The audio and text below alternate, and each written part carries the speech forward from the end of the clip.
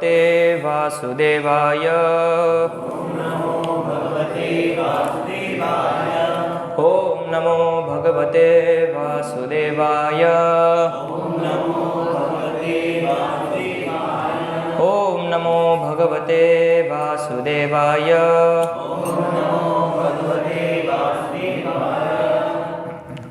श्रीमद्भागवतम स्कंद 1 अध्याय 4 श्लोक क्रमांक 10।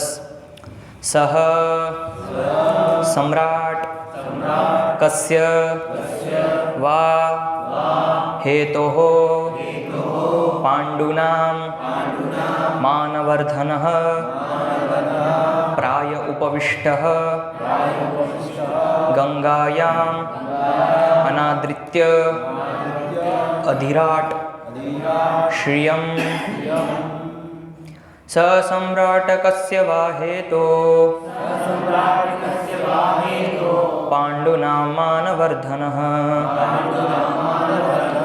प्रायो प्रविष्टो गंगायाम् अनादत्यधिराट श्रियं स सम्राट कस्य वा हेतोः पाण्डूनां मानवर्धनः प्रायो प्रविष्टो गंगायाम् अनादृत्याधिराट श्रियं स सम्राट कस्य वा हेतोः पाण्डूनां मानवर्धनः प्रायोपविष्टो गंगायाम् अनादत्याधिराट श्रियं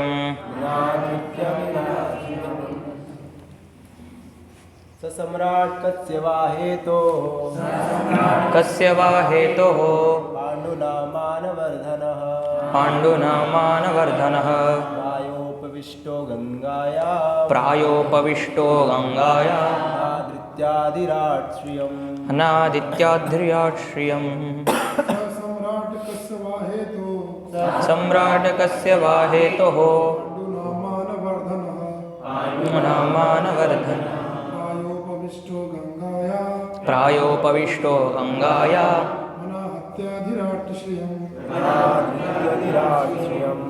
वो जो लास्ट में जो विसर्ग है उसका भी प्रयोग करना है। जैसे अगर हेतो है तो हेतो हो, अगर वहाँ के तू की मात्रा होती हेतु हु, अगर तौ की मात्रा है तो हेतौ हौ। तो लास्ट में जो विसर्ग होता है तो वो ह के वजह से वो उच्चारित होता है। जैसे वहाँ पे मानवर्धन इस प्रकार से। स सम्राट कस्य वा हेतोः पाण्डूनां मानवर्धनः प्रायोपविष्टो गंगायाम् मनादृत्याधिराट श्रियं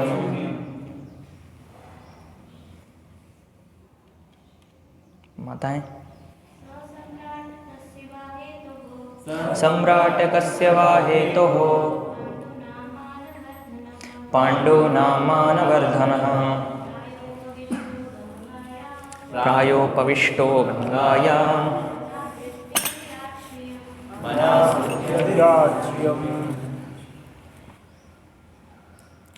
सह वे सम्राट महाराजा कस्य किस वा अथवा हेतोः कारण से पाण्डूनां पांडु के पुत्रों का मानवर्धनः कुल को संपन्न करने वाला प्राय उपविष्टः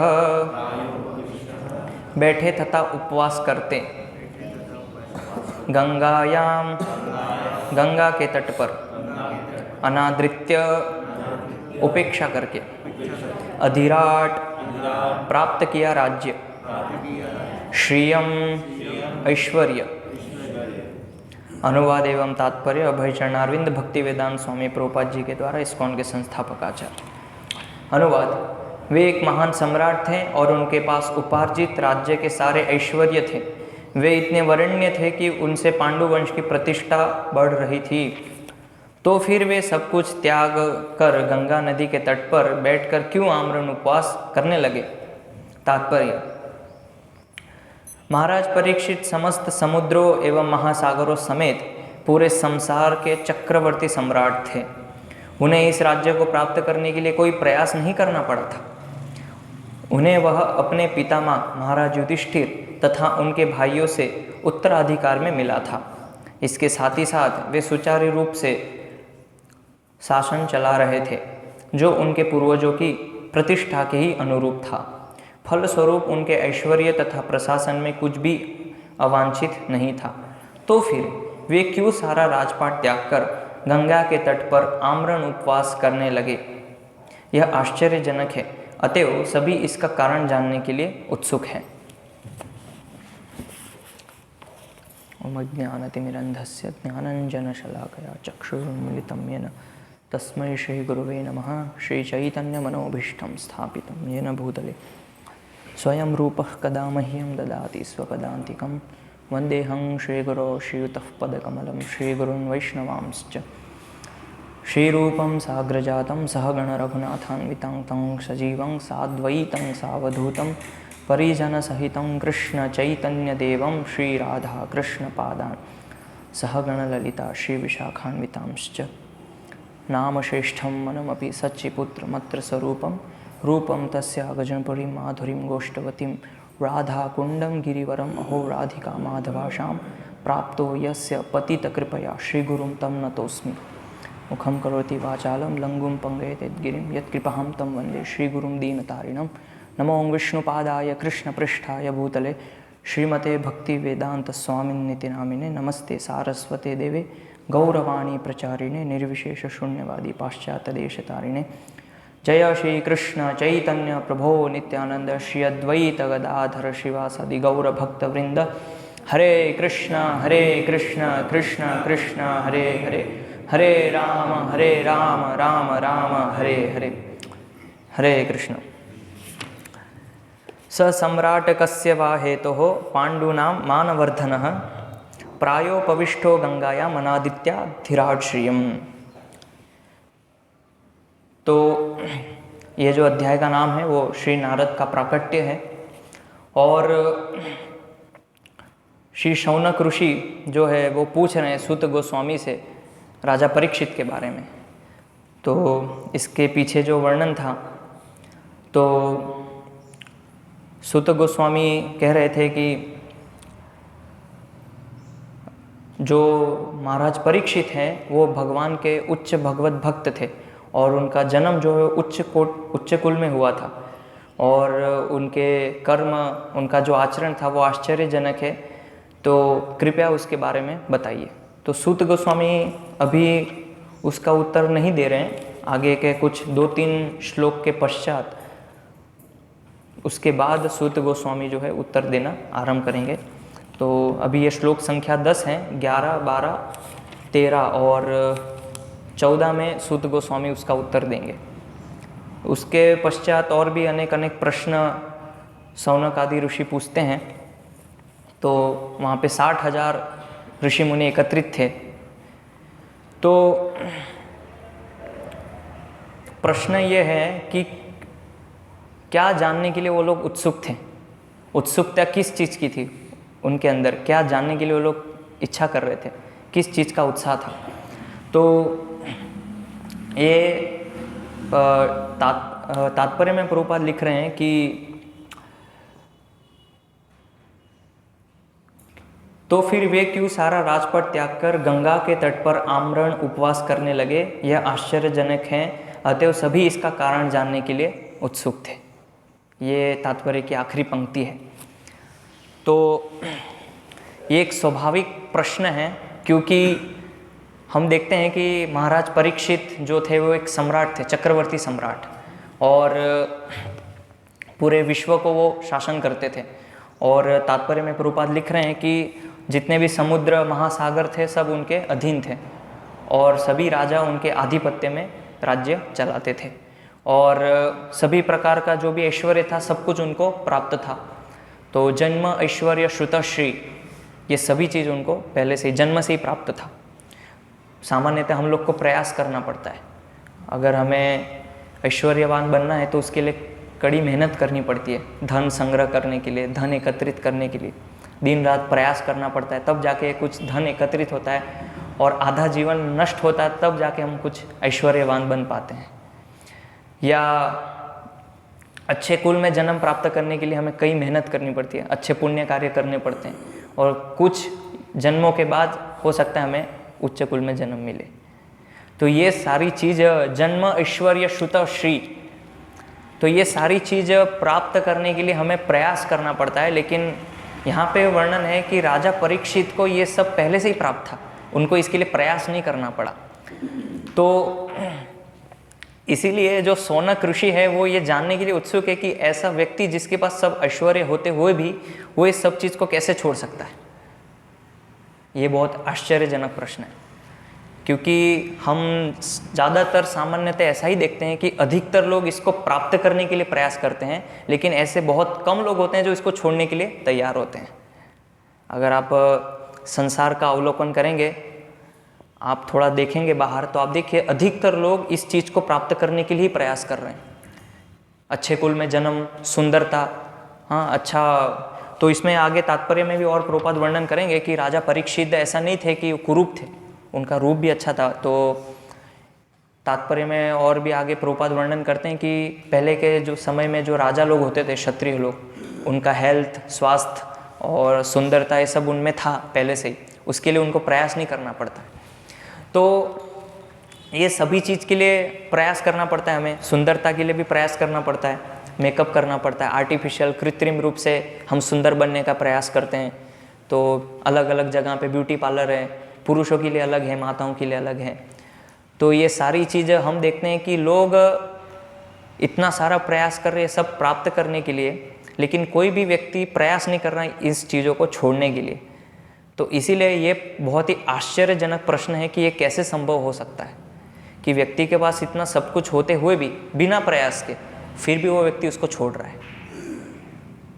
उसका ऐश्वर्य है, उसके पास धन संपदा है, उसका रूप अच्छा है, उसका स्वास्थ्य अच्छा है और अच्छे कुल में जन्म है और भक्तों के कुल में जन्म लिया है, तो ये सब चीज़ होते हुए भी वो क्यों त्याग कर रहे हैं। ये शौनक मुनि इसलिए प्रश्न पूछ रहे हैं कि इसके बारे में आप बताइए, हम जानने के लिए उत्सुक हैं। तो ये बहुत ही महत्वपूर्ण चीज़ है कि हम किस चीज़ के लिए उत्सुकता रखते हैं, क्या जानने के लिए उत्सुकता रखते हैं। तो सामान्यतः हम लोग प्रश्न पूछते हैं या हमारी उत्सुकता होती है कुछ नया नया जानने के लिए, कि कुछ नया जानने को मिले। लेकिन ये जो श्रीमद् भागवतम है, अगर आप गहराई से इसका अध्ययन करेंगे तो श्रीमद् भागवतम जो है वो पूर्ण रूप से भगवान श्री कृष्ण के साथ हमारे संबंध को कैसे स्थापित करना है वो इस चीज़ में प्रस्तुत कर रहा है। पूरा श्रीमद् भागवतम उसी के ऊपर आधारित है कि हमारे संबंध ज्ञान को हम कैसे स्थापित करें। और श्रीमद् भागवतम के अंदर जो अलग अलग पात्र हैं, भगवान के जो अलग अलग शुद्ध भक्त हैं, वो अपने कार्यकलाप से वो चीज़ स्थापित कर रहे हैं। परीक्षित महाराज, भरत महाराज और भी आगे फिर हम देखते हैं ध्रुव महाराज। तो ऐसे बहुत सारे लोग हैं जिनको सब प्राप्त होते हुए भी वो सब चीज़ छोड़ रहे हैं। तो भरत महाराज का उदाहरण अगर हम देखें तो उनके पास भी सब कुछ था, ऐसा नहीं था कि कुछ नहीं था और छोड़ रहे हैं, सब कुछ था और वो भी सम्राट थे, लेकिन फिर भी उन्होंने भगवान की भक्ति के लिए सब छोड़ दिया। तो ये क्यों छोड़ रहे हैं? तो ये चीज़ हमें सिखाती है श्रीमद् भागवतम कि अगर हमें भगवान श्री कृष्ण के साथ अपने संबंध को स्थापित करना है तो सबसे पहले जो भौतिक वस्तु हैं, भौतिक वस्तु का परित्याग करना पड़ेगा, तब जाके जो आध्यात्मिक शाश्वत वस्तु हैं भगवान श्री कृष्ण, तो हमारा संबंध उनसे स्थापित हो पाएगा, अन्यथा नहीं हो पाएगा। इसीलिए चैतन्य महाप्रभु जब वो आए, प्रकट हुए, तो चैतन्य महाप्रभु भी अपने उदाहरण से संन्यास लेके, वैराग्य लेके वो सिखा रहे हैं कि किस प्रकार से भक्ति का आचरण होना चाहिए। और भी चैतन्य महाप्रभु के जो अलग अलग पार्षद गण हैं, कैसे वो लोग गृहस्थ आश्रम में रहते हुए भी अनासक्त हैं। हाँ, रामानंद राय है, सार्वभौम भट्टाचार्य थे, वो लोग सब महान महान भगवान के भक्त हैं, लेकिन वो गृहस्थ आश्रम में रहते हुए भी उस चीज़ से अनासक्त हैं। तो इसका जो सार है, अगर सार रूप में हम देखें तो एक ही चीज़ यहाँ पे दर्शित हो रही है, प्रस्तुत हो रही है कि कैसे हम भगवान श्री कृष्ण के साथ अपने संबंध को जोड़ें। तो ये बहुत ही कठिन चीज़ है इसको करना। तो उसको करने के लिए ये विधि यहाँ पे श्रीमद् भागवतम में बता रहे हैं। तो इसीलिए हमें जब हम प्रश्न पूछते हैं या हमारे अंदर कोई जिज्ञासा होती है या उत्सुकता होती है तो उस पर हमें बहुत ही सावधान रहना चाहिए कि हम किस प्रकार के प्रश्न पूछ रहे हैं या किस प्रकार की जिज्ञासा हम कर रहे हैं। क्या ये प्रश्न पूछने से मेरा संबंध भगवान श्री कृष्ण के साथ स्थापित होगा या नहीं? क्योंकि कई बार हमारे बहुत सारे ऐसे प्रश्न होते हैं जिसका भक्ति से सीधा संबंध नहीं होता है, लेकिन केवल हमें जानने के लिए, एक कुछ नया जानना है उसके लिए हम प्रश्न पूछते हैं, लेकिन उसका भक्ति से सीधा संबंध नहीं होता है। इसीलिए जब हम प्रश्न करते हैं तो प्रश्न करने से पहले, पूछने से पहले एक बार विचार कर लेना चाहिए, क्या ये प्रश्न करने से भक्ति से मेरा कुछ संबंध हो पाएगा या नहीं। इसीलिए शौनक ऋषि जो है वो पूछना चाह रहे हैं कि आप परीक्षित महाराज के बारे में हमें बताइए कि उनका जो कार्य है बहुत ही आश्चर्यजनक है, उसके बारे में आप कृपया हमें बताइए। तो एक तो व्यक्ति है जो कि जिसके पास कुछ नहीं है, निर्धन है, उसके पास घर भी नहीं है, छोटी सी कुटिया है और अपने दिनचर्या में लगा हुआ है, धन कमाता है। अगर वो छोड़ता भी है संसार को तो लोग ज़्यादा प्रशंसा नहीं करते हैं। ठीक है, तो सामान्य व्यक्ति था, उसने छोड़ भी दिया तो क्या फ़र्क पड़ता है। लेकिन उसके विपरीत अगर आप विचार कीजिए कि अंबानी हैं या बिल गेट्स हैं, ऐसे बड़े बड़े लोग सब कुछ छोड़ के गंगा के तट पर बैठ जाए और उपवास करने लगे तो सबके मन में प्रश्न होगा कि नहीं। कोई मान लीजिए डीएसपी है या एसपी है या नर्मदा के तट पे जाए और उपवास करने लग जाए 1 महीने के लिए, तो सबके मन में प्रश्न होगा कि ऐसा क्या है, इतना बड़ा पद है, सब कुछ अच्छा है, फिर भी ये व्यक्ति ऐसा क्यों कर रहा है। तो वही सेम प्रश्न शौनक ऋषि को भी हुआ कि इनके पास सब कुछ होते हुए ऐसा क्यों कर रहे हैं। तो इसीलिए ये जो है भक्ति में आगे बढ़ने के लिए या भगवान श्री कृष्ण के साथ संबंध स्थापित करने के लिए सबसे पहली चीज़ है कि वैराग्य। जब तक वैराग्य नहीं होगा तब तक भगवान श्री कृष्ण के साथ हम कितना भी प्रयास करें, हम भगवान श्री कृष्ण के साथ अपने संबंध को नहीं जोड़ पाएंगे, असंभव है। इसीलिए हर एक स्टेप पे, कुछ ना कुछ स्तर पे हमें थोड़ा थोड़ा वैराग्य उत्पन्न करना चाहिए। चाहे वो धन संपदा हो या वस्त्र हो या आभूषण हो या घर हो, कुछ भी हो, एक एक स्तर धीरे धीरे, एकदम से तो नहीं होगा लेकिन प्रयास करना चाहिए कि धीरे धीरे ये जो भौतिक वस्तु हैं जो कि अशाश्वत हैं, शाश्वत नहीं है, तो जो भौतिक वस्तु हैं अगर उससे हम वैराग्य उत्पन्न करेंगे तो फिर हमारी जो आसक्ति है वो कहाँ बढ़ेगी, भगवान श्री कृष्ण में बढ़ेगी या भगवान के जो भक्त हैं उनके प्रति बढ़ेगी। वो तब बढ़ेगी जब हम भौतिक विषयों के प्रति अनासक्त होंगे। इसीलिए पूरा श्रीमद् भागवतम जो है इसी से भरा हुआ है। तो इसीलिए कुछ लोग भक्ति ग्रहण करते हैं सामान्यतः। जैसे एक व्यावहारिक उदाहरण अगर दूँ तो बहुत सारे ब्रह्मचारी जो हैं आश्रम में ज्वाइन करते हैं, क्योंकि मैं आश्रम में रहा हूँ इसलिए उदाहरण दे पा रहा हूँ। तो कुछ ब्रह्मचारी जो हैं भक्ति में इसलिए आते हैं कि ठीक है बाहर हम कुछ सक्सेस नहीं कर पाए या जॉब नहीं कर पाए या पैसा नहीं कमा पाए, तो चलो ठीक है ब्रह्मचारी बन जाते हैं, वो एक ऑप्शन है। लेकिन हमें उसको सेकेंडरी नहीं रखना है, भक्ति को उसको प्राइमरी रखना है कि अगर मैं भौतिक में कुछ नहीं कर पाऊँगा तो भक्ति तो है ही, इसलिए उसको कर लेंगे। कम से कम वहाँ जाऊँगा तो 2 वक्त का रोटी तो मिल जाएगा, थोड़ा बहुत काम कर लेंगे, सेवा जितनी थोड़ी बहुत हो गई तो कर लेंगे, और आरामदायक जीवन है, कोई हार्ड वर्क नहीं है। जॉब में जाएंगे तो गाली सुननी पड़ेगी, बॉस के अंडर में काम करना पड़ेगा और फिर भक्ति के लिए भी संघर्ष करना पड़ेगा। तो उससे अच्छा है कि मैं ब्रह्मचारी बनता हूँ, क्योंकि मैं भौतिक जीवन में कुछ सक्सेस नहीं कर पाया। तो ऐसा भावना जो है वो अन्य भक्तों में भी हो सकता है कि मैं भौतिक जीवन में कुछ नहीं कर पाया इसलिए मैं भक्ति को अपनाता हूँ। तो ऐसा नहीं होना चाहिए। हमें प्राथमिकता जो है सबसे पहले भक्ति को देना चाहिए, और जो मुख्य है वो भक्ति है, और गौण है वो जो है वो आध्यात्मिक प्रगति, भौतिक प्रगति है। अगर हम भौतिक प्रगति चाहते हैं तो फिर आध्यात्मिक प्रगति हमारी नहीं हो पाएगी। तो दोनों चीज़ एक साथ नहीं हो सकती। अगर हम आध्यात्मिक जीवन में प्रगति करना चाहते हैं तो फिर भौतिक जीवन को छोड़ना होगा। दोनों चीज़ एक साथ नहीं हो सकती। तो इसीलिए एक कुछ भक्तों ने कहावत बनाई है कि कृष्णदास सदा बिंदास, मायादास सदा उदास। तो इसलिए हमें डिसाइड करना पड़ेगा कि हमें कृष्ण का दास बनना है कि माया का दास बनना है। अगर हम माया का दास बनेंगे तो माया बहुत सारे अलग अलग तरीके से हमें प्रलोभन देती है। वो भक्ति में भी हो सकते हैं और भौतिक में भी हो सकते हैं। तो इसीलिए उसको समझने का प्रयास हमें करना चाहिए। अगर हम कृष्ण के दास बनेंगे तो फिर हमारे जीवन में कभी कोई संघर्ष, कष्ट नहीं होगा, लेकिन भगवान उस कष्ट को सहने के लिए शक्ति प्रदान करेंगे।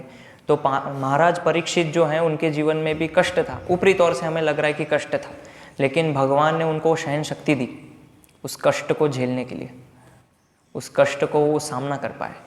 तो इसी प्रकार उनकी भक्ति में जो दृढ़ता थी, वो दृढ़ता अगर हमारे अंदर होगी तो हम भी वो सारे कष्टों को झेल पाएंगे। अगर भक्ति में दृढ़ता नहीं होगी तो हम उससे विचलित हो जाएंगे, और फिर विचलित होंगे तो हमारा जो विश्वास है, हमारी जो श्रद्धा है, वो डगमगा जाएगी।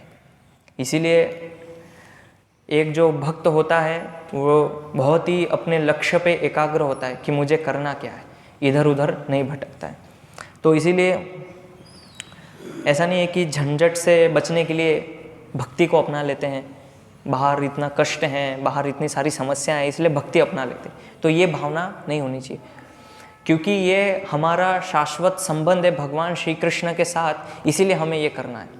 इसलिए नहीं करना है कि भौतिक में मैं कुछ नहीं कर पाया इसलिए ये करना है। तो ये कोई ऑप्शन नहीं है, सेकंड ऑप्शन, ये सबको करना है। सभी जीवात्मा के लिए कृष्ण भक्ति का अवसर है। तो राजा परीक्षित जो थे वो पावरफुल थे, उनके पास शक्ति थी और रिस्पेक्टेड, यानी कि उनका सम्मान करते थे लोग। जहाँ पे भी वो जाते थे तो सभी राजा सम्मान करते थे, और धनी थे, धन संपदा भी थी उनके पास काफ़ी मात्रा में, और रेपुटेशन यानी कि ख्याति थी, पूरे विश्व में लोग उनको जानते थे और आज भी लोग उनको जानते हैं। और उनका स्वास्थ्य वो भी अच्छा था और शरीर वो भी सुंदर था। तो सारी चीज़ राजा परीक्षित महाराज के पास थी। और ये सारी चीज़ होते हुए उनका जो जन्म था वो सबसे आश्चर्यजनक था, क्योंकि माता के गर्भ में भगवान श्री विष्णु ने उनको रक्षण प्रदान किया था। इसीलिए बचपन से ही उनके जो कार्यकलाप थे वो आश्चर्यजनक थे। तो ये सारी चीज़ हम लोग जो हैं प्रयास करते हैं ये सभी चीज़ों को प्राप्त करने के लिए। इसीलिए महाराज परीक्षित ने केवल इसको बनाए नहीं रखा, बल्कि पांडवों का वर्धन किया। ये सारी चीज़ करते हुए, भक्ति में आगे बढ़ते हुए उन्होंने क्या किया, पांडु नाम मानवर्धन, कि जो पांडव लोग थे उनका मान का वर्धन किया।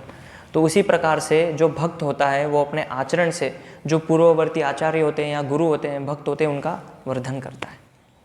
ऐसा कोई भी कार्य नहीं करता है कि जिससे जो गुरु हैं या जो पूर्ववर्ती आचार्य हैं उनका मान का अपमान हो या असम्मान हो। इसलिए हमें ऐसे कार्य करने चाहिए जिससे हमारे जो पूर्ववर्ती आचार्य हैं, हमारे जो गुरु हैं, उनके मान का वर्धन हो। तो हमारे कार्यकलाप में हमें बहुत सावधान रहना चाहिए कि हम किस प्रकार के कार्यकलाप कर रहे हैं, हमारा व्यवहार कैसा है, हमारा आचरण कैसा है, किस प्रकार से हम बोल रहे हैं, किस प्रकार की हमारी भाषा शैली है। नहीं तो अगर हम अभद्र व्यवहार करेंगे तो उससे क्या होगा कि प्रभुपाद का जो मान है वो खत्म हो जाएगा। उसका कारण क्या है, हम खुद होंगे। इसीलिए जब हम बाहर जाते हैं तो हम वैष्णव हैं, इसलिए वैष्णव की तरह हमें आचरण करना चाहिए, जो कि हम राजा परीक्षित महाराज के जीवन से देख सकते हैं कि किस प्रकार से उन्होंने आचरण किया। फिर अम्बरीश महाराज का उदाहरण हम देखते हैं कि महाराज अम्बरीश जो थे उन्होंने किस प्रकार से आचरण किया। जब उनके ऊपर संकट कष्ट आया तो उन्होंने ये साबित किया कि भगवान के भक्त जो होते हैं वो किस प्रकार से हर एक परिस्थिति में सहनशील होते हैं, हर एक कंडीशन में, और कुछ भी चीज़ सहन करने के लिए वो तत्पर होते हैं। तो ये इसको व्यावहारिक रूप से जीवन में उतारना थोड़ा कठिन है, लेकिन अगर हम प्रयास करेंगे तो ये संभव हो पाएगा। इसीलिए हमारी जो आदतें हैं, पूर्ववर्ती जो आदतें हैं जो कि हम भक्ति में आने से पहले करते थे, इसलिए उसको धीरे धीरे छोड़ने का प्रयास करना चाहिए। नहीं तो एक तरफ हम भक्ति कर रहे हैं और वही आचरण जब हम बाहर जाके दूसरों के साथ करेंगे तो उससे जो संस्था है या प्रभुपाद हैं या जो गुरु हैं या कृष्ण हैं, उनके मान का क्या होगा, ख्याति कम हो जाएगी। इसीलिए हर एक वैष्णव भक्त को अपने आचरण के प्रति बहुत ही सचेष्ट रहना चाहिए, बहुत ही सावधान रहना चाहिए। तो ये पता चलता है जब हम भक्तों के समुदाय में हमारे व्यवहार से छोटे छोटे जो कार्य होते हैं उसमें कैसे हम व्यवहार कर रहे हैं, किस प्रकार से हम डीलिंग कर रहे हैं भक्तों से, उससे वो पता चलता है। जैसे उदाहरण के लिए अगर हम देखें तो जैसे एक सामान्य उदाहरण जो कि व्यवहारिक है, तो अभी हम यात्रा में गए थे तो बहुत भक्तों को कष्ट हुआ। हालांकि भक्त लोग आपस में ही अभद्र व्यवहार कर रहे थे, तो इससे ये साबित होता है कि हम लोग भक्त का जो समुदाय है, भक्तों में ही हम लोग सहनशील नहीं है। तो फिर बाहर जब हम जाएंगे तो बाहर के लोगों के साथ हमारा जो आचरण है सहनशीलता का, वो कैसे प्रदर्शित होगा। उसका जो अभ्यास है वो तो भक्त समुदाय में होना चाहिए सबसे पहले तो, लेकिन उसका अभ्यास तो हम भक्त समुदाय में नहीं करते हैं, तो फिर बाहर कैसे कर पाएंगे। तो इसलिए मैं कहा सबसे पहले कि हमारा जो आचरण है, किस प्रकार से हम व्यवहार कर रहे हैं। और ऐसा भी कई बार होता है कि हम भक्तों के अनुसार व्यवहार करते हैं कि ये तो नए हैं, ठीक है, थोड़ा हम कुछ भी बोल देंगे तो कुछ फर्क नहीं पड़ेगा, ओ ये प्रभु जी हैं, थोड़े उच्च हैं, इसलिए थोड़ा गंभीरतापूर्वक व्यवहार की। लेकिन ऐसा नहीं है। जो भी व्यक्ति भगवान श्री कृष्ण की सेवा में जुड़ा है वो बहुत ही महत्वपूर्ण है। अगर हम थोड़ी सी भी बेदरकारी रखेंगे अपने व्यवहार में तो उसका फल हमें आज नहीं तो कल भगवान उसका फल देंगे, भुगतना पड़ेगा हमें। क्योंकि वो एक वैष्णव है जो कि सब कुछ छोड़ के भगवान श्री कृष्ण की सेवा में लगा है। भले ही वो छोटा है, एक बालक भी क्यों नहीं है, हमारी दृष्टि से वो बालक है, लेकिन भगवान की दृष्टि में वो भगवान का एक भक्त है। इसीलिए हमें ऐसा भेदभाव नहीं रखना चाहिए कि एक बालक है तो इसलिए मैं इसको कुछ भी बोल सकता हूँ या किसी भी प्रकार का व्यवहार कर सकता हूँ, ये थोड़ा उच्च भक्त हैं इसलिए मैं इसके साथ थोड़ा अच्छे से व्यवहार। तो ये जो भेदभाव की भावना है ये प्रदर्शित करती है कि अभी हम समभाव नहीं हुए हैं भक्ति में। तो इसीलिए महाराज परीक्षित अपने आचरण से वो सिखा रहे हैं, वो दिखा रहे हैं अपने आचरण से कि किस प्रकार से हमें अपने आचरण से वो प्रस्तुत करना चाहिए। तो उनके पास अच्छी पदवी थी, चक्रवर्ती सम्राट थे, सब कुछ था, लेकिन फिर भी वो कितने विनम्र हैं और विनम्रता से जाके पूछ रहे हैं सुखदेव गोस्वामी से कि बताइए अब मुझे क्या करना चाहिए। लेकिन ऐसे जो कोई व्यक्ति उच्च पद पे होता है उसके अंदर ये विनम्रता आना बहुत ही मुश्किल है। वो भक्ति में तो आ जाते हैं, लेकिन जब भक्ति में ऐसे भगवान की सेवा के लिए जब हमें निम्न कार्य करना पड़ता है, जैसे झाड़ू मारना है, पोछा मारना है, तो हम नहीं कर पाते हैं क्योंकि हमें वो पदवी का अभिमान होता है, गर्व होता है। लेकिन महाराज परीक्षित को ऐसा अभिमान गर्व नहीं था, ये हम उनके आचरण से देख सकते हैं। तो राजा परीक्षित का आचरण अगर हम देखें तो उससे हम अपने जीवन में बहुत सारी शिक्षाएं प्राप्त कर सकते हैं, बहुत सारी शिक्षाएं। ये खाली ऐसा नहीं है कि राजा परीक्षित महाराज ने 7 दिन गंगा के तट पर बैठे भागवत श्रवण किया इसलिए बस खत्म हो गया। इसीलिए ये जो श्रीमद् भागवतम है उसको बार बार अध्ययन करना चाहिए गंभीरता से। 1 बार 2 बार पढ़ेंगे तो समझ में नहीं आएगा। और कई बार क्या होता है कि बहुत सारे भक्त 1-2 बार श्रीमद् भागवतम पढ़ लिया, चैतन्य चरितामृत पढ़ लिया, तो नई नई पुस्तकें पढ़ते हैं, अलग अलग नई नई पुस्तकें खरीदते हैं और उसको फिर पढ़ते हैं। श्रील प्रभुपाद बोले हैं कि भगवत धाम जाने के लिए और दूसरों को प्रचार करने के लिए और अपने आप को भक्ति में दृढ़ रखने के लिए केवल 4 पुस्तकें काफ़ी है। उसको अगर हम गंभीरता से पढ़ेंगे तो हम भगवत धाम जाने के लिए सक्षम होंगे। तो भक्ति रसामृत सिंधु, चैतन्य चरितामृत, भगवद गीता और श्रीमद् भागवतम, ये 4 पुस्तक जो हैं अगर कोई व्यक्ति गंभीरता से पढ़ेगा, 1 बार 2 बार नहीं, कंटिन्यू जीवन भर उसको पढ़ना है, तो फिर उसमें उसको बहुत सारी शिक्षाएं जो हैं प्राप्त होगी। भक्ति रसामृत सिंधु के अंदर इतना ज्ञान है अगर हम एक पेज भी रोज पढ़ेंगे तो उसको मनन करने के लिए, चिंतन करने के लिए हमारे पास समय कम बचेगा।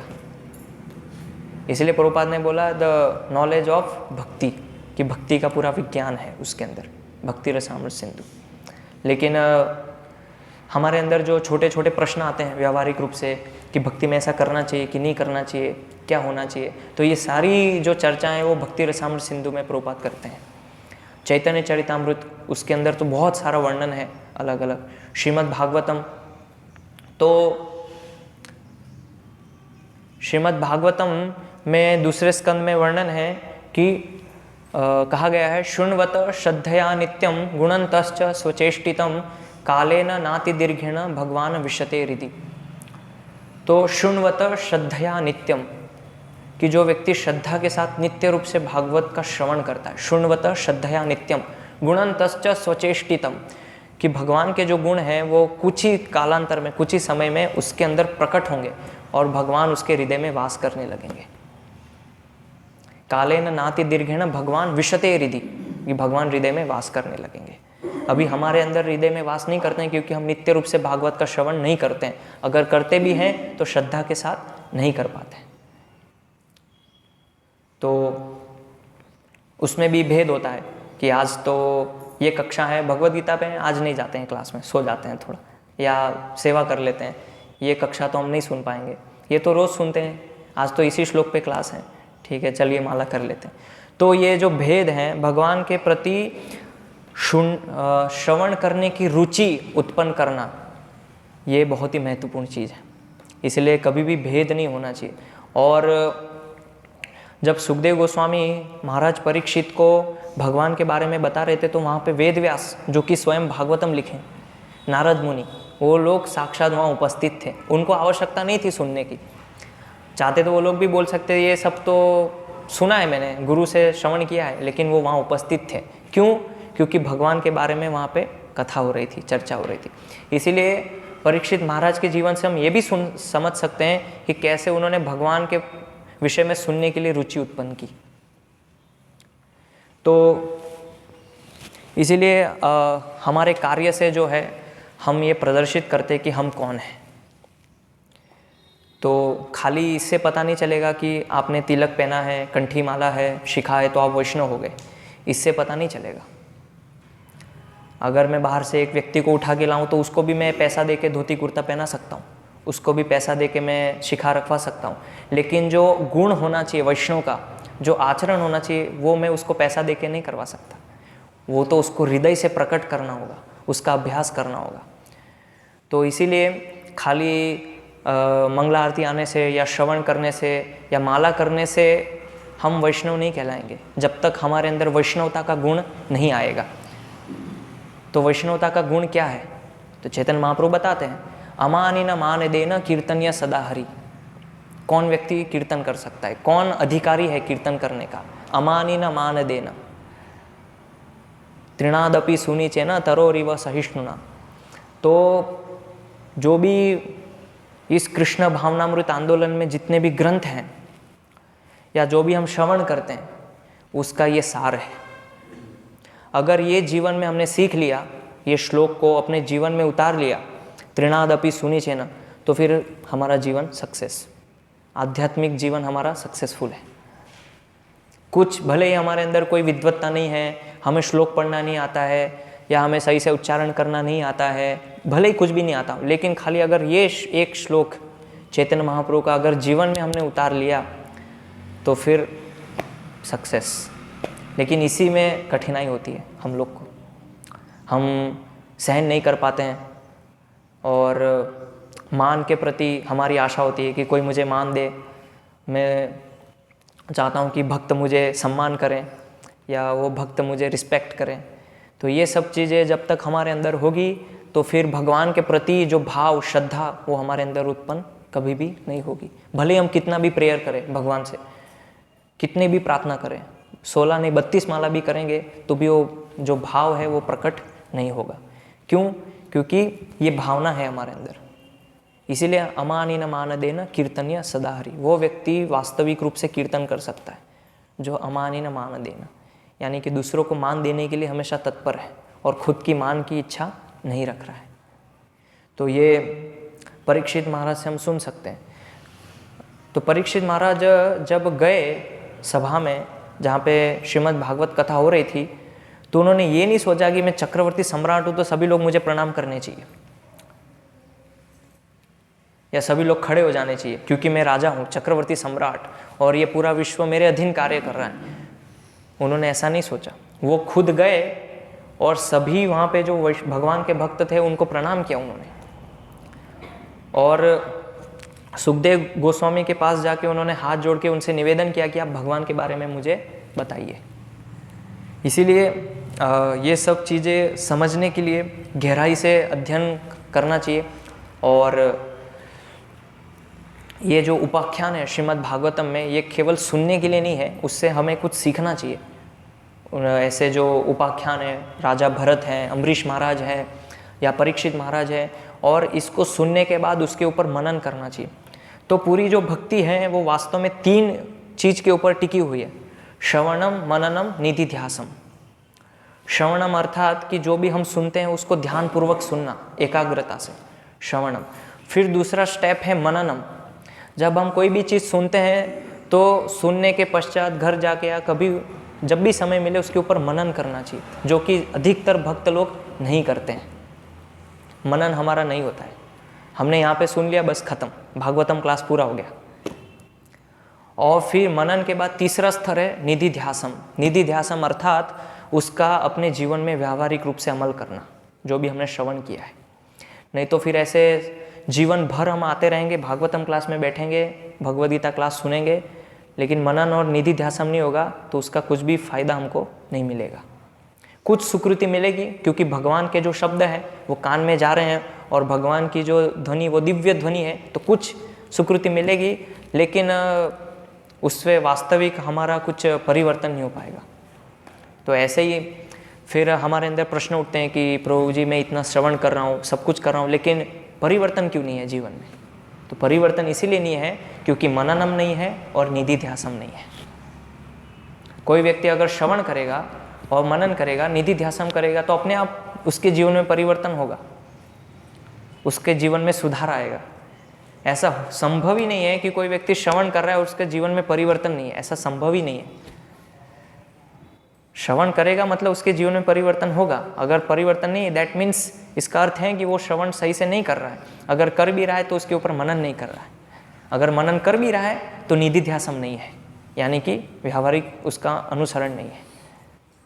तो ये पूरी जो भक्ति है वो 3 स्तर पे, श्रवणम, मननम, निधिध्यासम, तो ये हमें ध्यान रखना चाहिए।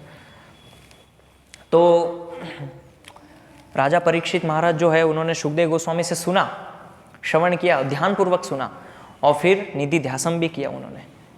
जिस प्रकार से सुखदेव गोस्वामी ने उनको बताया उस प्रकार से उन्होंने भगवान श्री कृष्ण के चरण के ऊपर ध्यान किया और अपनी मृत्यु को आमंत्रित किया। तो इस प्रकार से अगर हम किसी वैष्णव से, साधु से श्रवण करते हैं तो निधिध्यासम होना चाहिए। केवल एक परीक्षा के लिए या कुछ नया नया जानने के लिए, क्योंकि हमें मज़ा आता है नई चीज़ जानने के लिए, हमें अच्छा लगता है इसलिए हम प्रश्न पूछते हैं, ये भावना से प्रश्न नहीं पूछना चाहिए। प्रश्न पूछने के पीछे जो उद्देश्य होना चाहिए वो ये होना चाहिए कि मैं जो प्रश्न पूछ रहा हूँ और उसके बदले में जो उत्तर मिलेगा, क्या मैं उसको अपने जीवन में उतार पाऊंगा या नहीं। अगर हम नहीं भी उतार पाए तो लेकिन कम से कम उसके लिए प्रयास जरूर होना चाहिए अपने जीवन में उतारने के लिए, तो उसको कहते हैं निधिध्यासम। तो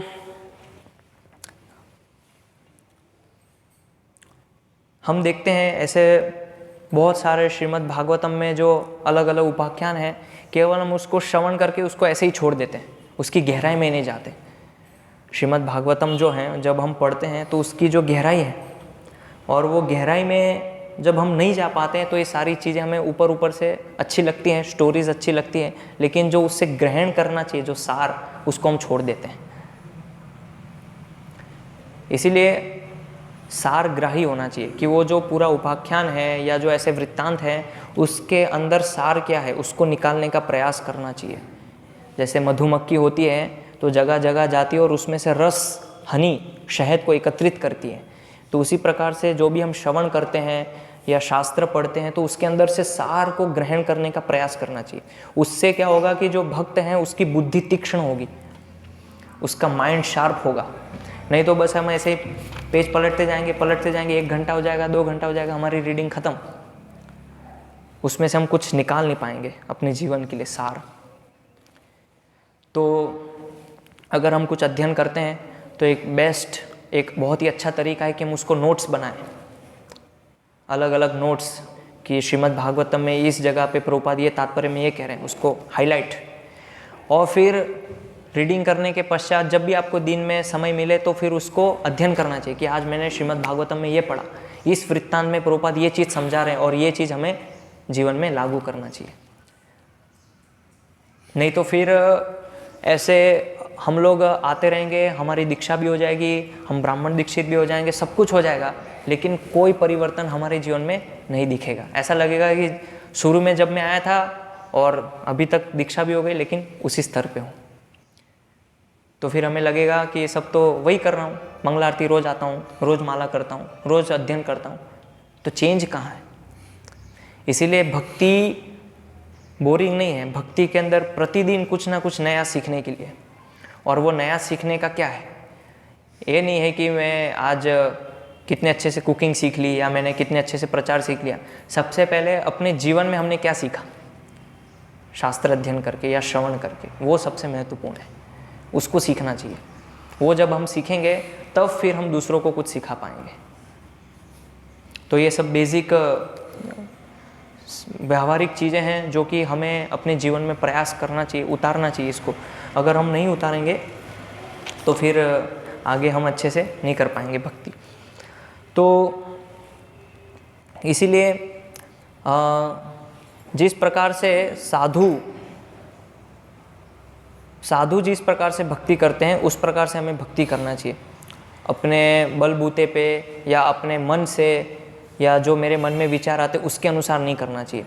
इसलिए भक्ति रसामृत सिंधु में कहा है साधु वर्तमानुवर्तनम साधु मार्गानुगमनम। इस संस्कृत में कहा गया साधु मार्गानुगमनम, जिस मार्ग पे साधु लोग चले हैं उस मार्ग का हमें अनुगमन करना चाहिए। अगर हम उनके मार्ग के अनुसार नहीं चलेंगे तो फिर हम रास्ता भूल जाएंगे और भटक जाएंगे।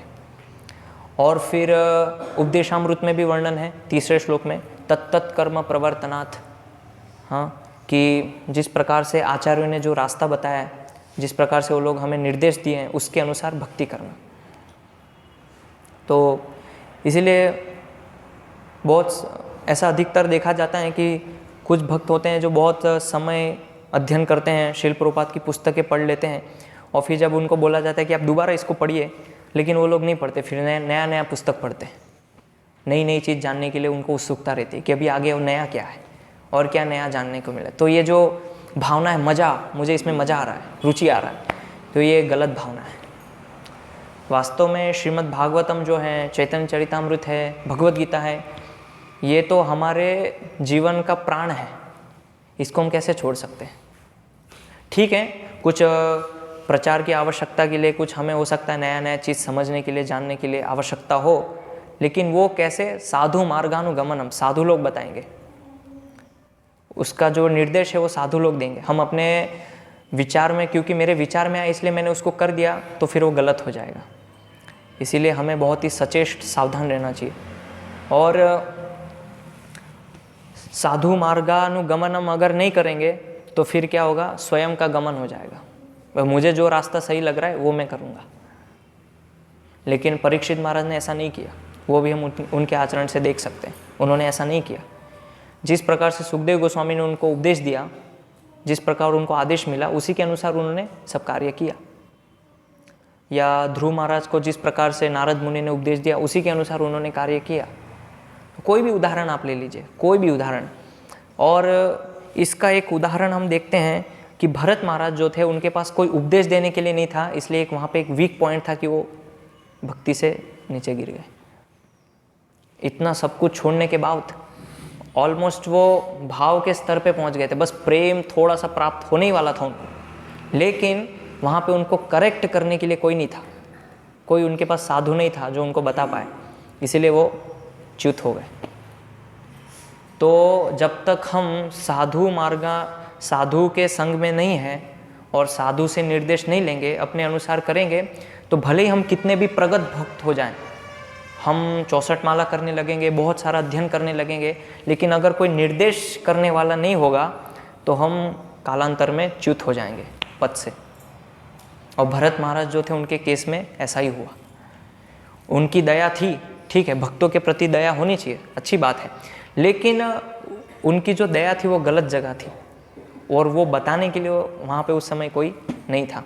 और भी अन्य कारण थे कुछ, लेकिन वहाँ पे तात्पर्य में प्रभुपाद जो बता रहे हैं तो वो यही बता रहे हैं कि उनके पास साधु संग नहीं था। इसीलिए जो पूरी भक्ति है वो साधु मार्गानुगमनम, इसके ऊपर विशेष ध्यान देना चाहिए।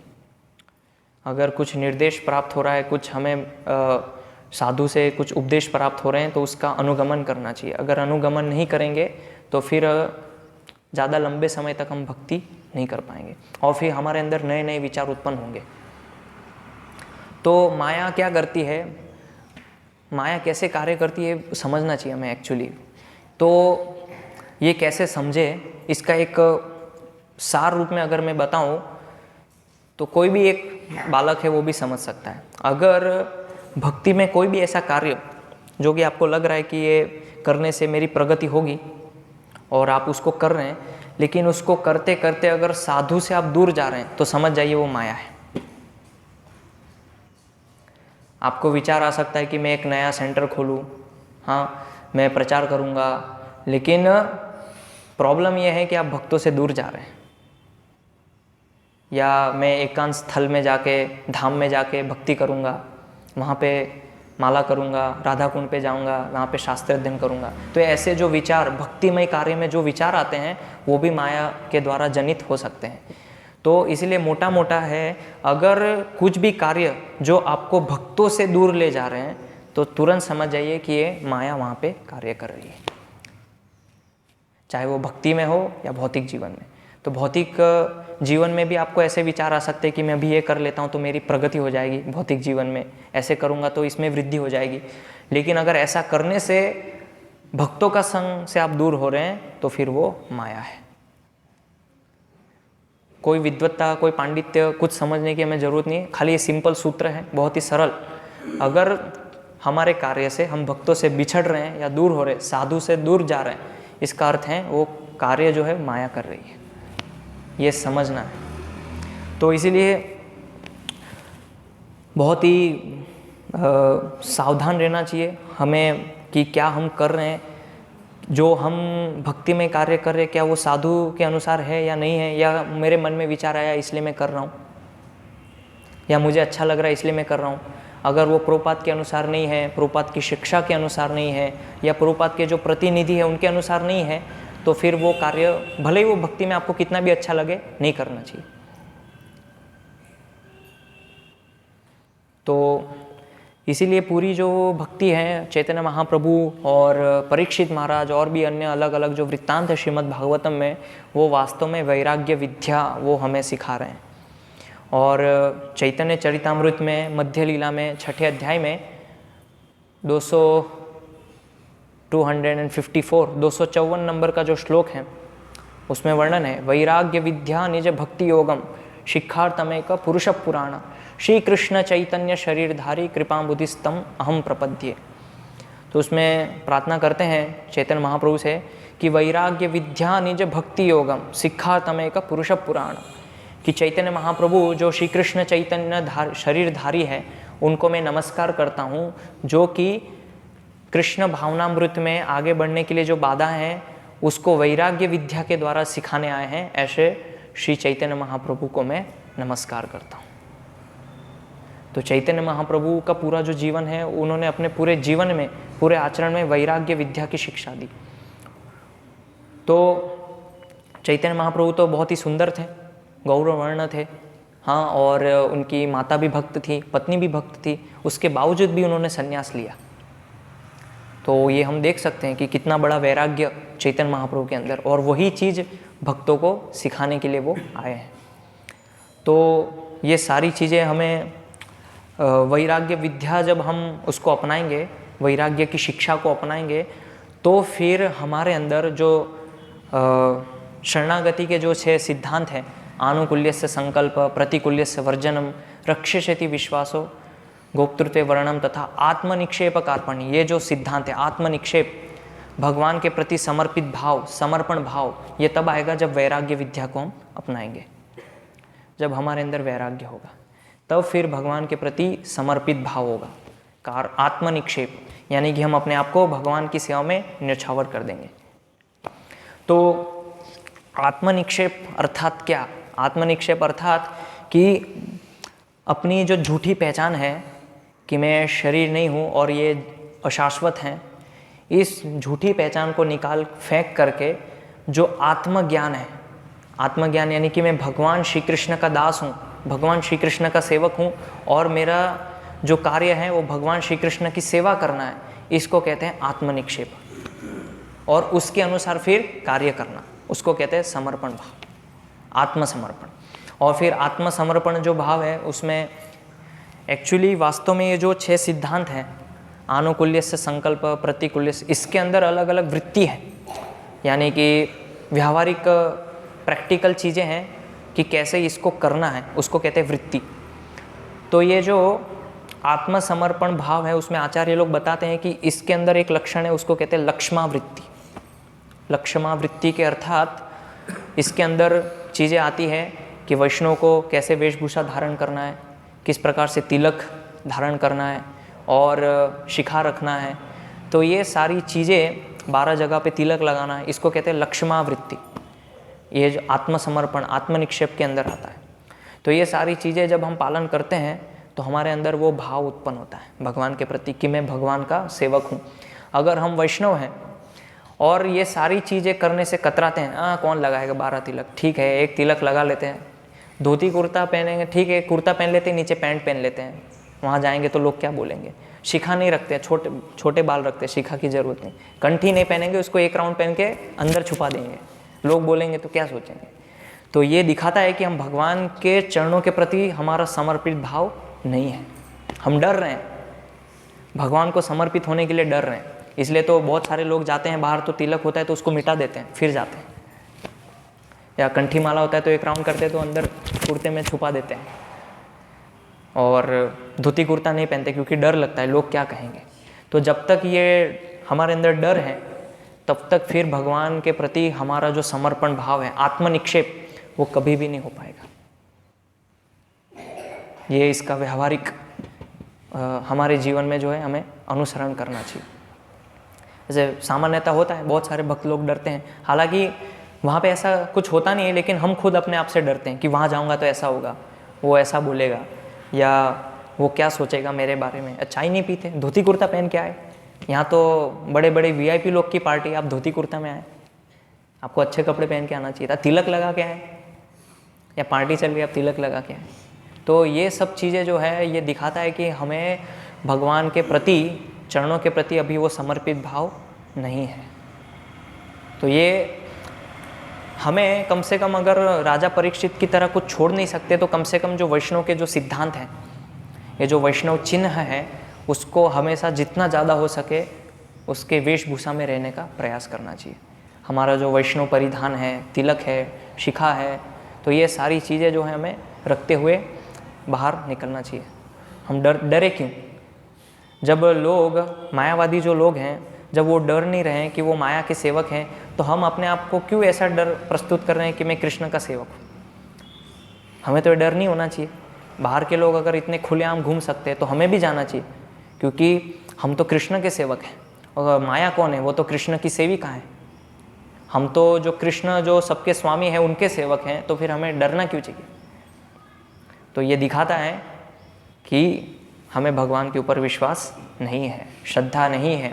और जब तक भगवान के प्रति श्रद्धा नहीं होंगे और हम कितना भी श्रवण करेंगे तो हम अपने जीवन में उसको उतार नहीं पाएंगे। खाली एक कान से जाएगा, वो कान से बाहर निकल जाएगा। इसीलिए बहुत सारे लोग मजाक में कहते हैं कि इस कान से उस कान, जो इस्कॉन है वो इस कान से उस कान से बाहर निकाल देते हैं, लेकिन हृदय में उसका परिवर्तन नहीं होता है।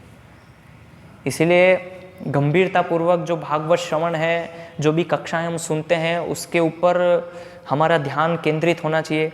और उससे कुछ सीखने का प्रयास करना चाहिए व्यावहारिक अपने जीवन में। अगर हम नहीं सीखेंगे तो फिर उसी स्तर पे बने रहेंगे, मृत्यु पर्यंत तक हमारे जीवन में कोई भी बदलाव नहीं आएगा। जो स्तर से हम भक्ति में ज्वाइन किए थे उसी स्तर मृत्यु पर्यंत तक वहीं पे बने रहेंगे, ना आप नीचे जाएंगे ना ऊपर जाएंगे। इसीलिए अगर हमें भक्ति में वृद्धि करना है तो ये जो वैष्णव के सिद्धांत हैं, ये सारी चीज़ें साधु मार्गानुगमनम तत्त कर्म प्रवर्तनात्, वैष्णव सिद्धांत, आनुकूल्यस्य संकल्प, प्रतिकूल्यस्य वर्जनम, ये सब के ऊपर हमें समय समय के अनुसार अपना अवलोकन करना चाहिए खुद का। और खुद का अवलोकन जब करेंगे तो पता चलेगा कि मैं डाइवर्ट हो रहा हूँ, साधु मार्गानु के अनुसार नहीं चल रहा हूँ, अपने मन से चल रहा हूँ। क्योंकि भक्ति में विचार आ रहे हैं, वो तो मेरे मन में विचार आया इसलिए मैं कर रहा हूँ। इसलिए कुछ भी जो कार्य होते हैं या भक्ति में कुछ भी सिद्धांत होते हैं वो साधु, गुरु और शास्त्र के अनुसार होना चाहिए। अगर उसके अनुसार नहीं है, भले ही वो कितना भी अच्छा विचार हो। जैसे उदाहरण के लिए मान लीजिए कि बहुत सारे भक्त जो हैं एकादशी पे निर्जला करते हैं, हर एकादशी पे, तो अच्छी बात है, लेकिन पहले देखना चाहिए क्या प्रभुपाद गुरु साधु शास्त्र के निर्देश में अनुसार है। अगर है तो करना चाहिए, नहीं है तो नहीं करना चाहिए।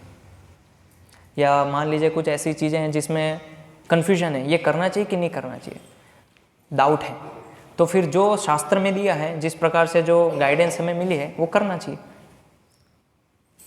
अगर नहीं है तो नहीं करना चाहिए, सिंपल बात। तो इसीलिए हमारे मन में जो भी ऐसे भक्तिमय विचार उत्पन्न होते हैं उसको पहले शास्त्र के अनुसार मैच कर लेना चाहिए, क्या ये शास्त्र में मैच हो रहा है कि नहीं हो रहा है। अगर शास्त्र में नहीं हो रहा है तो फिर देखिए क्या गुरु ने कहीं पे ये स्टेटमेंट बोला है इस प्रकार का जो इससे मैच होता हो। अगर वो भी नहीं है तो फिर देखिए पूर्ववर्ती आचार्य ने क्या कहीं पे ऐसा कुछ बोला है इस संदर्भ में।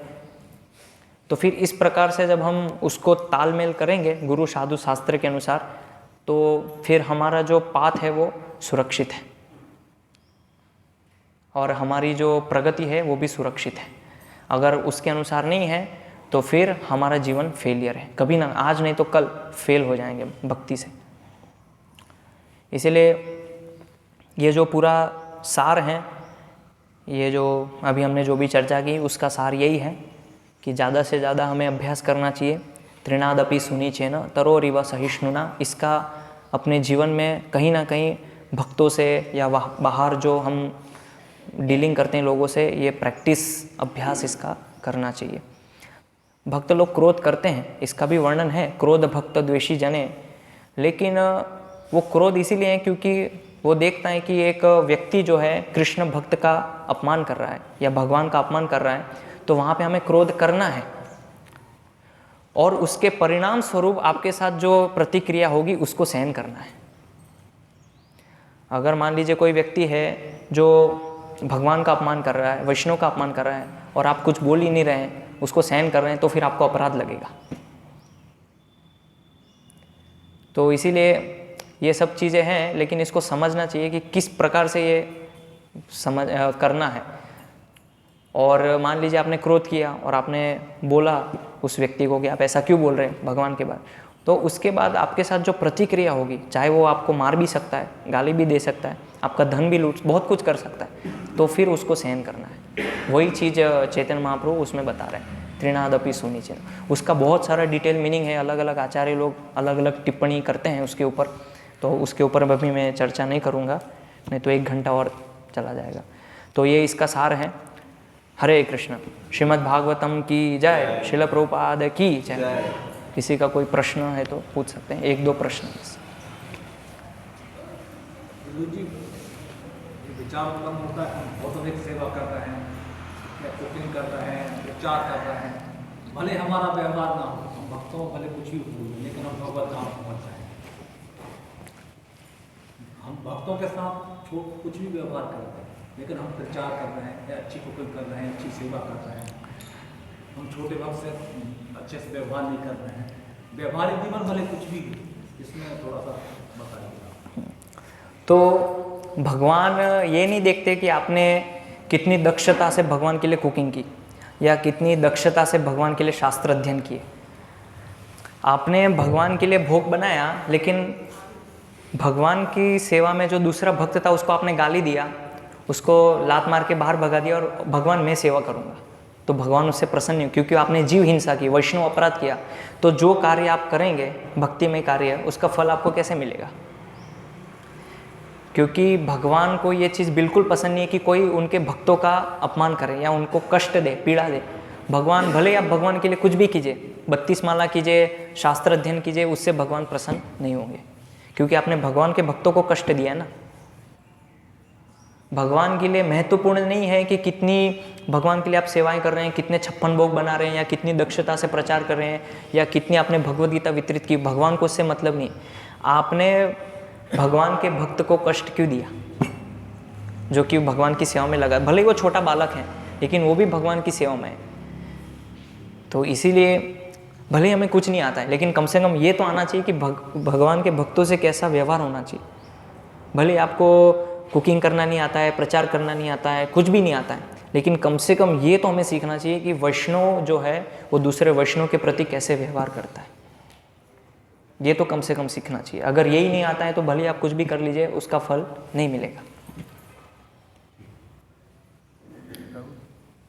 हमारे अंदर वैराग्य कैसे आएगा और हम कैसे अच्छे से सेवा कर सकें और कैसे हम जब कर सकें, उसमें मतलब इम्प्रूवमेंट कैसे कर सकते हैं, उसके लिए थोड़ा बताइए। तो प्रश्न है कि कैसे हमारे अंदर वैराग्य उत्पन्न होगा और हम जब अच्छे से कर पाएंगे, हमारी सेवा में जो भावना है वो सही शुद्ध होगी, वो कैसे होगा। तो इसको थोड़ा हम व्यावहारिक रूप से देखते हैं कि कैसे होगा।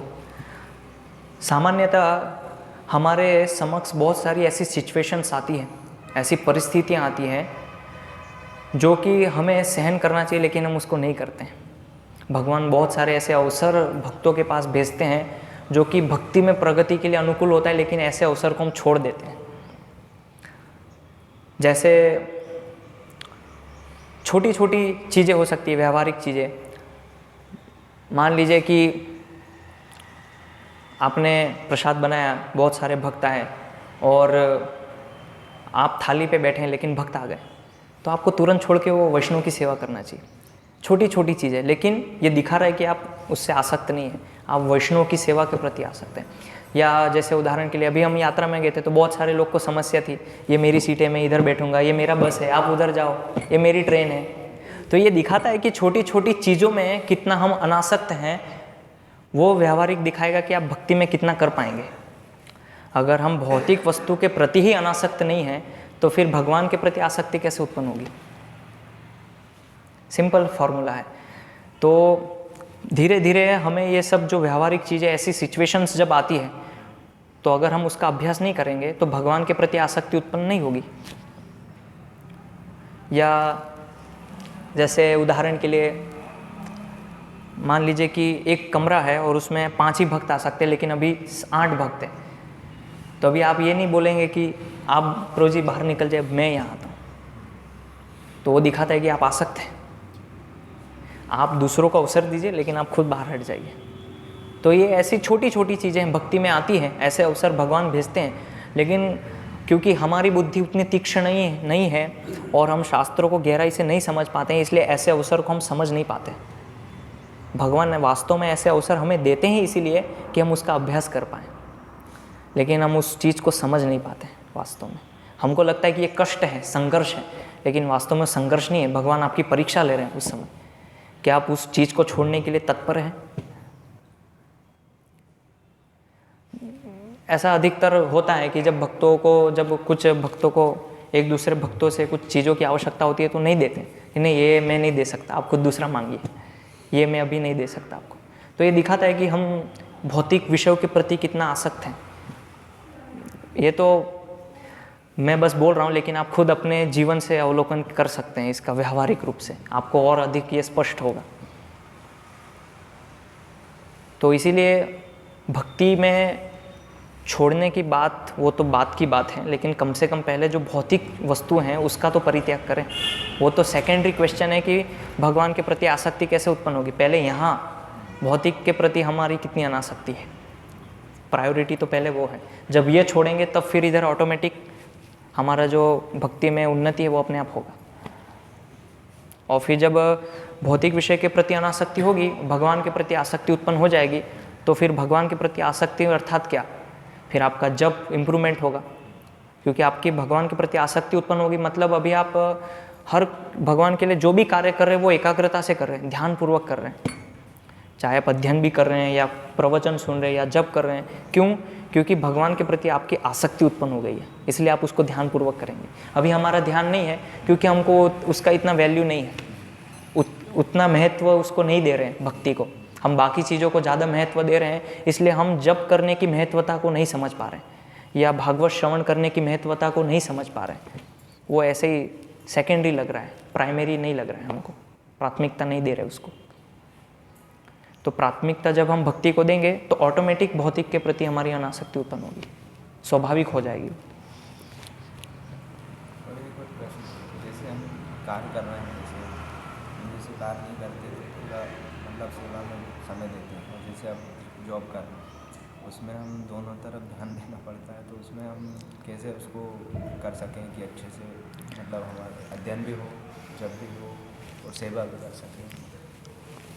तो भक्ति विनोद ठाकुर कहते हैं कि ये जो परिवार हैं ये वास्तव में कृष्ण का परिवार है, भले ही वो अभक्त हैं, लेकिन चूंकि आप भक्त हैं इसलिए आपको भगवान के अंश के रूप में उनको देखना है कि ये भगवान ने मुझे जिम्मेदारी दी है और इन लोग का भरण पोषण करना मेरा कर्तव्य है, लेकिन भगवान श्री कृष्ण को केंद्र में रखते हुए। यानी कि आप बाहर जॉब भी कर रहे हैं, धन उपार्जन भी कर रहे हैं, लेकिन केंद्र क्या है? कृष्ण। कि भगवान श्री कृष्ण के लिए मैं जो भी धन उपार्जन करूंगा उससे कुछ भक्तों की सेवा करूंगा या थोड़ा बहुत लक्ष्मी जो है भगवान की सेवा में लगाऊंगा। और ये जो भगवान के अंश हैं, जो कि एक तरह से भगवान कहते हैं ममई वांशो जीवलोके, कि सभी मेरे अंश हैं, तो उस प्रकार से जो भी परिवार के सदस्य वो भगवान के अंश हैं। ये चेतना के साथ जब आप करेंगे तो अपने आप वो कृष्ण चेतना हो गया, फिर आपको चेतना को बदलने की आवश्यकता नहीं है। और रही बात कि कैसे समय निकाले अध्ययन जप के लिए, तो वही चीज़ जो मैंने बताई अभी पिछली बार कि जब हम प्राथमिकता आध्यात्मिकता को देंगे तो अपने आप समय निकलेगा। प्रॉब्लम यही है कि हम प्राथमिकता उसको नहीं दे रहे हैं, समस्या वो है। हमारी प्रायोरिटी आध्यात्मिकता नहीं है। समय बचेगा तो हम भक्ति करेंगे। अभी मैं ये सब कार्य कर लेता हूँ, बाहर के जो भी कार्य सब खत्म करता हूँ, टाइम बचेगा तो देखते हैं, रीडिंग करेंगे। लेकिन जो एक वैष्णव की जो दिनचर्या होती है कि सुबह जल्दी उठता है, ब्रह्म मुहूर्त में उठता है, अपने जप खत्म करता है, अध्ययन करता है, उसके बाद जो भी कार्य भौतिक में। लेकिन हम लोग क्या करते हैं कि पहले थोड़ा ये कर लेते हैं, भौतिकता में चले जाते हैं, शाम को टाइम बचेगा तो देखेंगे, थोड़ा अध्ययन कर लें, नहीं बचा तो सो जाएंगे।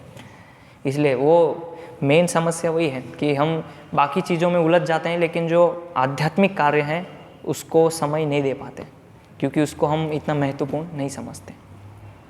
अगर आप उसको महत्वपूर्ण समझेंगे तो फिर आप उसको करेंगे, आपसे छूट ही नहीं सकता हो। जब भोजन हमारे लिए महत्वपूर्ण है तो कैसे भी समय निकाल के हम करते हैं, भोजन करते हैं। भले ही रात के 12 बजे हो, 2 बजे हो, भूख लगती है तो खाना ही पड़ता है। उसी प्रकार से जब आपको पता लगेगा कि महत्वपूर्ण है तो रात को 12 बजे भी आप रीडिंग करके सोएंगे। बिना रीडिंग किए आप नहीं सो सकते, क्योंकि आपके लिए महत्वपूर्ण है। भले आपके जब बाकी रह गए, लेकिन आप रात के 12 बजे जब करके सोएंगे, क्योंकि आपके लिए महत्वपूर्ण है। जिस प्रकार भोजन हमारे लिए महत्वपूर्ण है, तो एक जो भक्त है तो उसके लिए तो ये सारी जो विधि भक्ति है वो तो उसके लिए महत्वपूर्ण होनी ही चाहिए। अगर नहीं है तो फिर कहीं ना कहीं समस्या है, वो तो होना ही चाहिए हमको।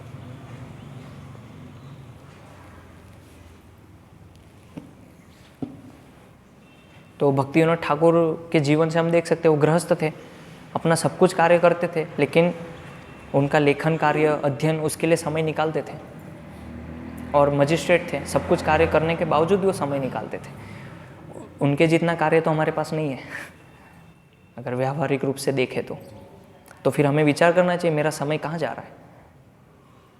प्रॉब्लम यह है कि हम खुद का अवलोकन नहीं करते कभी भी। जब हम खुद का अवलोकन करेंगे तो आपको बहुत सारी आपके जो वीक पॉइंट्स हैं, जो भी आपकी कमियां हैं, वो आपको खुद पता चलेगी। इसीलिए समय समय के अनुसार खुद का अवलोकन होना चाहिए। हमें अंदर झांकना चाहिए कि मेरे 1 साल के अंदर मैंने क्या प्रगति की, जैसे मान लीजिए कि 2001 से 2000 आने वाले 2002 तक एक साल में मैंने क्या क्या प्रगति की और क्या क्या मेरी चीज़ें छूटी। अभी 2002 से 2003 तक मैंने भक्ति में क्या क्या प्रयास किए और क्या क्या चीज़ मेरी भक्ति में बढ़ोतरी हुई, क्या क्या चीज़ कमी हुई। तो ये अवलोकन, अगर कोई व्यक्ति सिंसियर है, गंभीर है, तो वो अवलोकन करेगा खुद का। अगर हम खुद का अवलोकन नहीं कर सकते हैं तो जो डॉक्टर हैं, यानी कि भगवान के जो प्रतिनिधि हैं, गुरु हैं, उनके पास जाना चाहिए। वो बताएंगे आपकी बीमारी क्या है।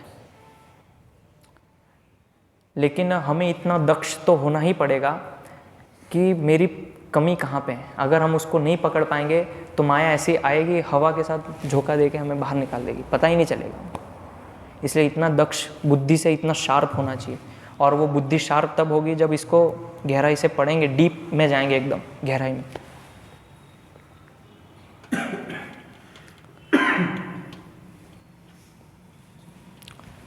श्रील प्रभुपाद की जय। निताय गौर प्रेमानंदे हरि हरि बोल।